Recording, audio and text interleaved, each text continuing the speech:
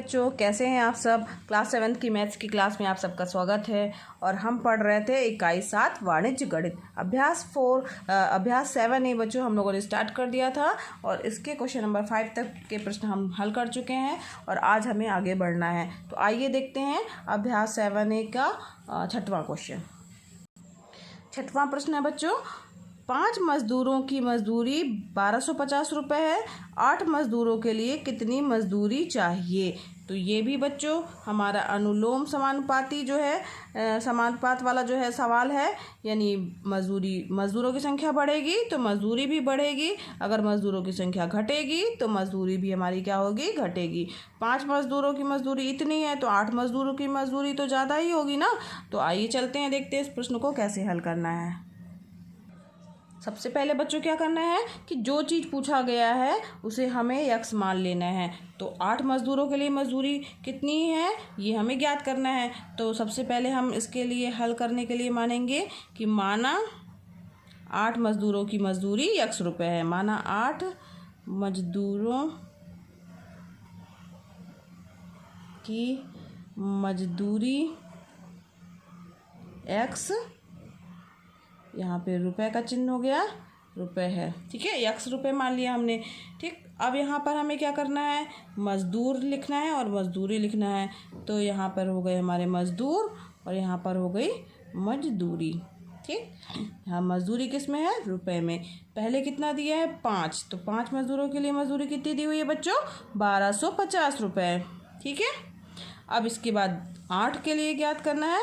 तो हमने 8 के लिए क्या माना है, यक्स। अब लिखने का तरीका, तीर का निशान लगा लीजिएगा।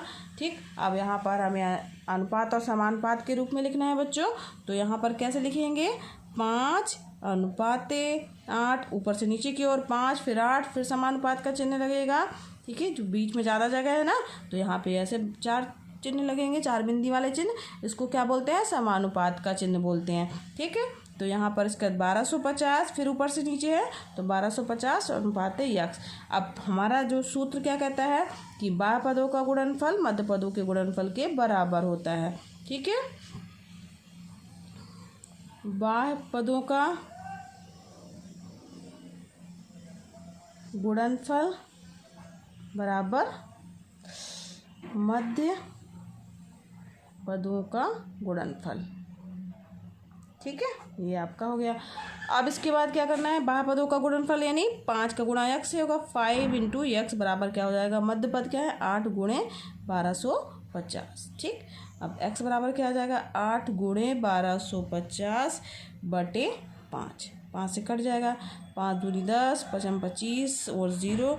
अब इसका मल्टीप्लाई होगा, 0 हो गया, 8 पंची 40 की 0, 4 आ गए, फिर 8 दूनी 16, 16 4 20। यानी x बराबर कितना प्राप्त हो गया बच्चों, रुपए में आ गया 2000। ठीक है, तो यानी 8 मजदूरों की मजदूरी कितनी होगी, 2000 रुपये होगी। आप उत्तर अलग से लिख दीजिएगा। अतः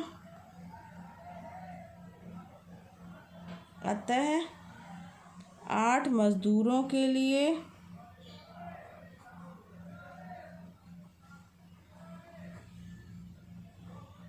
मजदूरी 2000 रुपये होगी। ठीक है, समझ में भी आ गया ना बच्चों आप लोगों को कैसे हल करना है। ठीक, तो इसके बाद फिर बच्चों आगे बढ़ते हैं। 6वां प्रश्न तो हो गया बच्चों। अब 7वां प्रश्न, 4 गेंद या 3 कलमों का मूल्य 12 रुपये हो तो 6 गेंद और 6 कलमों का मूल्य बताइए। यहाँ पर 3 कलम किसके बराबर है, 4 गेंदों के बराबर है। दोनों का मूल्य क्या है, बराबर है, कितने, 12 रुपये के। तो हमें 6 गेंद और 6 कलमों का मूल्य बताना है। मतलब इन दोनों को जोड़ के 6 गेंद होनी चाहिए और 6 कलम होनी चाहिए, उनका मूल्य क्या होगा। तो देखते हैं प्रश्न कैसे हल करेंगे बच्चों। इसमें देखिए दिया हुआ है 4 गेंद या 3 कलमों का मूल्य 12 रुपये है ना। तो चूँकि सबसे पहले लिखेंगे, चूँकि 3 कलम जो है वो किसके बराबर है, 4 गेंदों के बराबर है। ठीक है, 4 गेंद के बराबर है 3 कलम। ठीक, अब इसके बाद फिर क्या प्रश्न कह रहा है कि 6 गेंद और 6 कलम का मूल्य चाहिए। तो 3 कलम का तो ये हो गया, किसके बराबर हो गया। अब 6 कलम किसके बराबर होंगी, इसलिए 6 कलम 6 कलम बराबर कितना हो जाएगा, तो 6 कलम का मतलब हो गया, क्योंकि 3 कलम बराबर है 4 गेंद के, तो 1 कलम बराबर कितना हो जाएगा, 4/3। ठीक है, तो इसके बाद फिर 6 कलम, तो यानी इसमें मल्टीप्लाई हो जाएगा 6 का। समझ में आ रहा है ना बच्चों। 3 एकम 3, 3 दूनी 6, यानी 8 गेंदों के बराबर होगा। ठीक है, 6 कलम किसके बराबर हो जाएंगी, 8 गेंदों के बराबर हो गई। अब प्रश्न में पूछ रहा है कि 6 गेंद और 6 कलम का मूल्य क्या है, तो सबसे पहले लिखेंगे माना 6 गेंद, संख्या में लिख दीजिए 6 गेंद और 6 कलम का मूल्य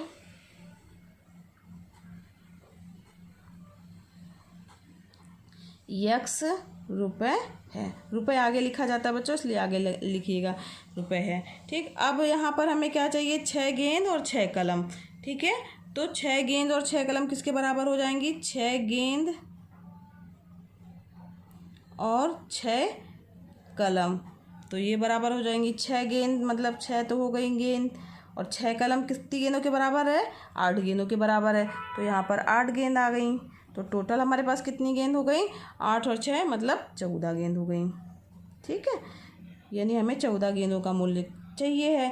ठीक, 4 गेंदों का मूल्य दिया हुआ है। अब यहाँ पर जो है तो 14 गेंदों का मूल्य हमें ज्ञात करना है। अब हमारे पास यहाँ पर एक ही टाइप का हो गया, यहाँ पर गेंद हो गई, यहाँ पर मूल्य हो गया। ठीक, मूल्य किस में है, रुपए में।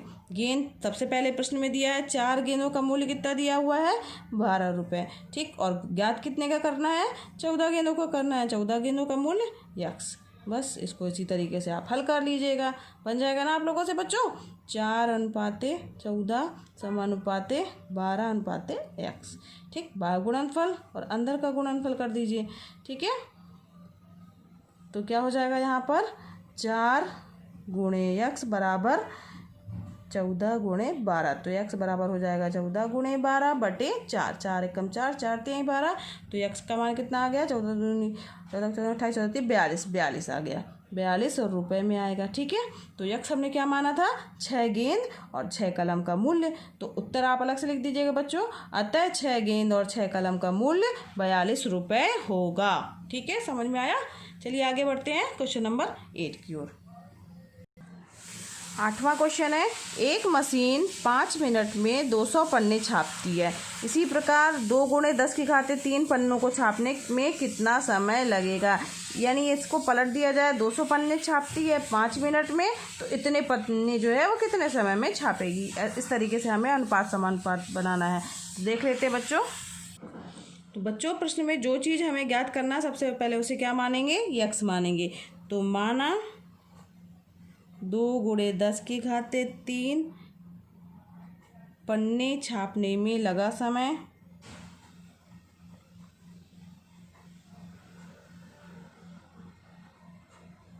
बराबर x मिनट। ठीक है, अब ये मान लिया हमने। अब इसके बाद हमारे पास क्या क्या दिया हुआ है, पन्ने दिए हुए हैं और क्या दिया है, समय दिया हुआ है। किस में दिया है, मिनट में दिया हुआ है ना। पन्ने कितने दिए हैं, पहले प्रश्न में दिया है 200 पन्ने कितने समय में छपते हैं, 5 मिनट में। फिर इसके बाद हमें क्या ज्ञात करना है, 2 गुणे 10 की घाते 3 पन्ने और यहाँ पर x। कुछ नहीं करना बच्चों, इसको इसी तरीके से हल कर लेना है, बहुत ही आसान है। तो यहाँ पर हमारा अनुपात समानुपात क्या बन जाएगा, 2 गुणे 10 की घाते 3, यहाँ समानुपात हो जाएगा 5x। अब क्या करना है, बापदों का गुणनफल जो है वो अंतः पदों के गुणनफल के बराबर होता है। तो 200 गुणे x बराबर हो जाएगा 2 गुणे 10 की घाते 3 गुणे 5। तो x बराबर क्या हो जाएगा, 2 गुणे 10 की घाते 3 गुणे 5/200। ठीक है, 2 शून्य इसके साथ घट जाएंगे और 2 से ये कट जाएगा बच्चों। तो यहाँ पे क्या आ जाएगा हमारे पास में, यहाँ पर 10 की घाते 3 है ना, इसको इस तरीके से भी ले सकते हैं। 2 गुणे 10 की घाते 3 का मतलब हुआ 10 का 3 बार गुणा, 10 गुणे 10 गुणे 10 मतलब 1000, 5/200। 2 0 कट गए इसके, 2 एकम 2 और 2 पंचे 10, इसको ही कर दीजिए। 5 25 5 दूनी 10, 10 गुणे 5 करेंगे तो कितना आ गया हमारे पास में, 50। तो x बराबर 50 मिनट। ठीक है, आप उत्तर अलग से लिख दीजिएगा। x क्या था हमारा, अतः 2 गुणे 10 की घाते 3 पन्ने छापने में 50 मिनट का समय लगेगा। ठीक है, समझ में आ गया ना बच्चों किस तरीके से हल किया गया है। आइए बढ़ते हैं हम आगे क्वेश्चन नंबर 9 की ओर। 9वां प्रश्न है बच्चों, एक परिवार के 4 सही 1/2 यूनिट के राशन कार्ड पर 36 किलोग्राम गेहूं मिलता है, तो 3 सही 1/2 यूनिट के राशन कार्ड पर कितना गेहूं मिलेगा। ठीक है, तो यहाँ पर कौन सा अनुपात लगेगा ये हमें कैसे पता चलेगा। तो चूँकि यहाँ पर राशन कार्ड पर इतना जितने भी यूनिट के होंगे, परिवार के जितने भी यूनिट हैं उनके लिए इतने किलोग्राम मिल रहा है। 4 दूनी 8 1 9/2 है। यहाँ पर 3 दूनी 6 1 7/2। ठीक, अब यहाँ पर सदस्यों की संख्या अधिक है तो गेहूं भी अधिक मिल रहा है। पूछा गया है कम के लिए, तो गेहूं भी क्या होगा, कम ही मिलेगा ना। तो इसलिए इसमें कौन सा अनुपात होगा बच्चों, यहाँ पर अनुलोम समानुपात होगा। ठीक है, तो आइए चलते देखते कैसे हल करेंगे। तो सबसे पहले हम जो चीज़ हमें पूछा गया बच्चों प्रश्न में उसे हम मानेंगे। तो प्रश्न में पूछा गया है कि, तो लिखेंगे माना 3 सही 1/2 यूनिट के राशन कार्ड पर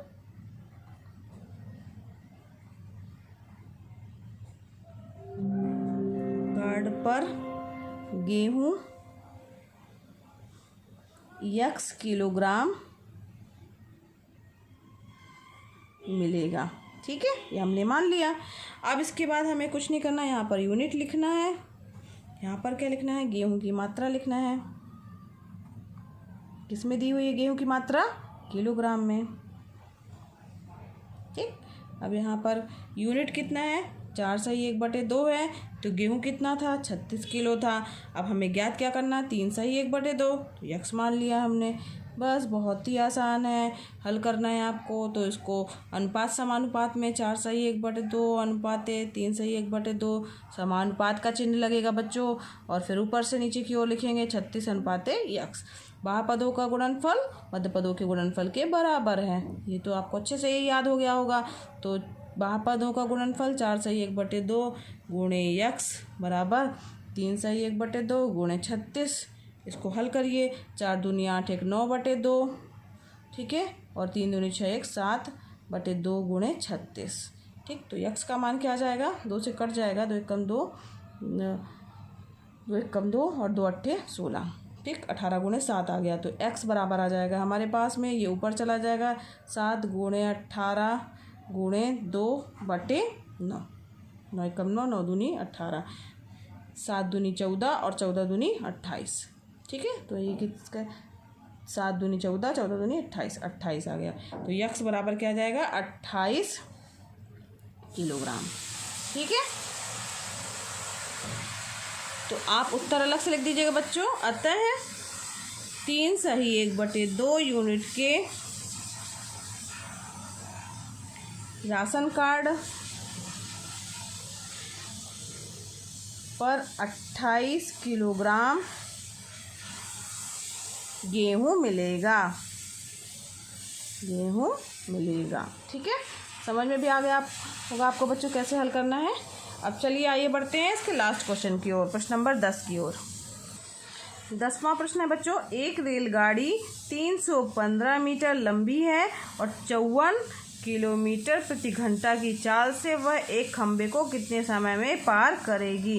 तो लंबाई इसकी दी हुई है रेलगाड़ी की, और उसकी चाल दी हुई है 54 किलोमीटर। ठीक है, 54 किलोमीटर प्रति घंटा की चाल से चलती है और कितने समय में पार करेगी। उसमें पूछा गया है कि वह कितने समय में जो है उसे पार कर लेगी। ठीक है, खंबे को। तो यहाँ पर बच्चों, यहाँ पर एक चीज़ गौर कीजिएगा, यहाँ पर दिया हुआ है जो दूरी दी हुई है मीटर में दी हुई है। ठीक, और यहाँ पर किलोमीटर है, तो हमें मीटर किलोमीटर जो है इनको एक जैसा करना होगा।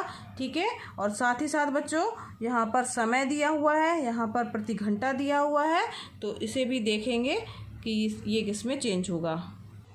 किलोमीटर के साथ घंटा है तो मीटर के साथ क्या होगा, सेकंड होगा। तो हमारा समय भी सेकंड में चेंज होगा। आइए देखते कैसे हल करेंगे। बच्चों प्रश्न में दिया हुआ है कि रेलगाड़ी की लंबाई दी हुई है और खंबा दिया है। मान लीजिए अगर जैसे समझिए ये मान लीजिए हमारे पास में कोई खंबा है, ठीक है, और यहाँ पर ये ट्रेन की लंबाई ये 315 है। इसे पार करना है तो ये पार कब करेगी? जब ये पूरी लंबाई यहाँ से यहाँ तक की दूरी जो है उस पार आ जाएगी। यानी जो पार करने में दूरी जो है टोटल कितनी उसकी लगेगी? 315 ही लगेगी मीटर, इतने मीटर उसकी दूरी लगेगी। तो पूछा गया है कि 315 मीटर की दूरी को वह कितने समय में पार करेगी। तो सबसे पहले क्या करेंगे, माना 315 मीटर की दूरी रेलगाड़ी x सेकंड में पार करेगी। ठीक है, ये हमने मान लिया। ठीक है, यह तय करेगी। ठीक, तो अब 1 किलोमीटर बराबर क्या होता है? हमारे पास फार्मूला है 1 किलोमीटर बराबर होता है 1000 मीटर। ठीक, और 1 घंटे में कितने सेकंड होते हैं? 1 किलोमीटर में इतना हो गया, तो इसी तरह से 54 जो है किलोमीटर में कितने मीटर हो जाएंगे? 54 और 1000 हो जाएगा मीटर हो जाएंगे। 54 किलोमीटर बराबर 54,000 मीटर हो जाएगा। और साथ ही साथ बच्चों यहाँ पर हमें समय भी तो चेंज करना होगा। तो चूँकि 1 घंटे में कितने सेकंड होते हैं? 1 घंटे में कितने मिनट होते हैं? 60। और फिर 60 मिनट, 1 मिनट में कितने सेकंड होते हैं? 60, यानी 60 गुणे 60 सेकंड। ठीक है, सेकंड तो कितने सेकंड होगा? यानी 3600 सेकंड होते हैं 1 घंटे में। ठीक, अब यहाँ पर 1 घंटे में इतने सेकंड हो गए, 3600 सेकंड हो गए। अब यहाँ पर हमें सब मिल गया, दूरी लिखेंगे। ठीक, ये मीटर में लिखेंगे हम, और यहाँ पर क्या हो गया? समय सेकंड में, क्योंकि मीटर पर सेकंड होता है, और किलोमीटर अगर लेंगे तो किलोमीटर प्रति घंटा होता है। ठीक, इसलिए हमने सेकंड में चेंज किया। ध्यान दीजिएगा बच्चों, मिनट में नहीं चेंज किया है। क्यों किया है? क्योंकि जो यूनिट होती है उसकी या तो किलोमीटर प्रति घंटा होती है, या तो मीटर पर सेकंड होती है। ठीक, तो दूरी यहाँ पर सबसे पहले हमारी दूरी कितनी थी? 54, यहाँ पर मीटर में ले रहे हैं तो 54,000 हो गया। ठीक है, और यहाँ पर 315 मीटर की दूरी है। इसके बाद समय 54,000 किलोमीटर की दूरी चलने में कितना समय उसको लगा है? 3600 सेकंड लगे हैं, 1 घंटा लगा है ना। तो यहाँ पर 3600 सेकंड हो गया, और यहाँ पर हमारा यक्स हो गया। ठीक, तो अब इसके कुछ नहीं करना बच्चों, ये हो गया। आपको इसको हल करना है अनुपात समानुपात से। तो 54,000,000। ठीक है,